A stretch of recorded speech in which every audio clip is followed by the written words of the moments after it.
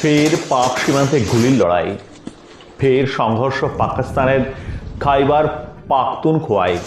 নিরাপত্তা বাহিনীর হাতে মৃত্যু ১৩ জন জঙ্গির বড় অ্যাকশনে। দেখুন, ফের সংঘর্ষ পাকিস্তানে, এবারও সংঘর্ষের কেন্দ্রে খাইবার প্রদেশ। জানা গিয়েছে, পাকিস্তানের নিরাপত্তা বাহিনী দেশের অশান্ত উত্তর পশ্চিমাঞ্চলে গতরাতে দুবার হামলা চালিয়েছে। দুটি পৃথক গোয়েন্দা অভিযানে ১৩ জন সন্ত্রাসবাদীকে হত্যা করা হয়েছে।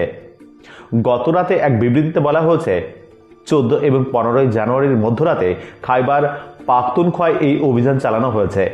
সেনাবাহিনী জানিয়েছে, খাইবার পাখতুনখোয়া প্রদেশে দুটি পৃথক সংঘর্ষে ফিতনা আল খাওয়ারিজের 13 জন খাওয়ারিজ নিহত হয়েছেন। পাকিস্তানি প্রশাসন তেহরিক-ই-তালিবান পাকিস্তানের জঙ্গিদের জন্য এই শব্দটি ব্যবহার করে। বিবৃতিতে আরও বলা হয়েছে, 52 জেলায় গোয়েন্দা তথ্যের ভিত্তিতে অভিযান চালায় নিরাপত্তা বাহিনী।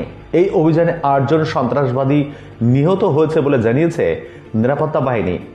কুররাম জেলায় দ্বিতীয় অভিযানে আরও 5 জন সন্ত্রাসবাদীকে কদম করা হয়েছে।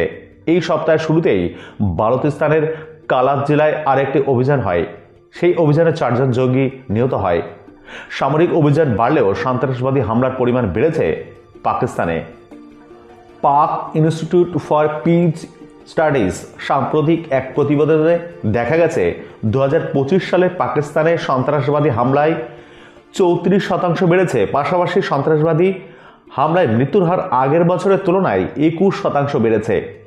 প্রতিবেদনে আরও বলা হয়েছে, 75,000 অভিযান চালিয়েছে শুধুমাত্র 2025 সালে। এর মধ্যে 14,000-এর বেশি অভিযান চালানো হয় খাইবার পাখতুনখোয়ায়। বালুচিস্তানে হয়েছে 58,000 অভিযান। দেশের অন্যান্য জায়গায় 1,000-এর বেশি কিছু অভিযান চালানো হয়েছে।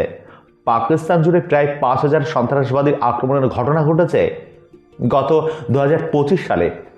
এর প্রায় 71% হয়েছে খাইবার প্রদেশে, অন্যদিকে 29% হয়েছে বালুচিস্তানে। গত বুধবার খাইবার প্রদেশে আক্রমণ চালায় অজ্ঞাত পরিচয় সন্ত্রাসবাদীরা। পাকিস্তানের খাইবার পাখতুনখোয়া প্রদেশের 52 জেলায় এই ঘটনা ঘটে। এই জেলার সঙ্গে সীমানা রয়েছে উত্তর ওয়াজিরিস্তানের। অজ্ঞাত পরিচয় আততায়ীরা মাজাং চকের কাছে গাড়ি আটকায়। সেখানে স্থানীয় শান্তিরক্ষা কমিটির 4 সদস্যকে গুলি করে হত্যা করে তারা। এই সময় পথ চলিত একজন সাধারণ মানুষের গায়ে গুলি লাগে। পরবর্তীকালে হাসপাতালে মৃত্যু হয় তার। অর্থাৎ বছরের শুরুতেই ফের রক্তাক্ত পাকিস্তান। ধন্যবাদ।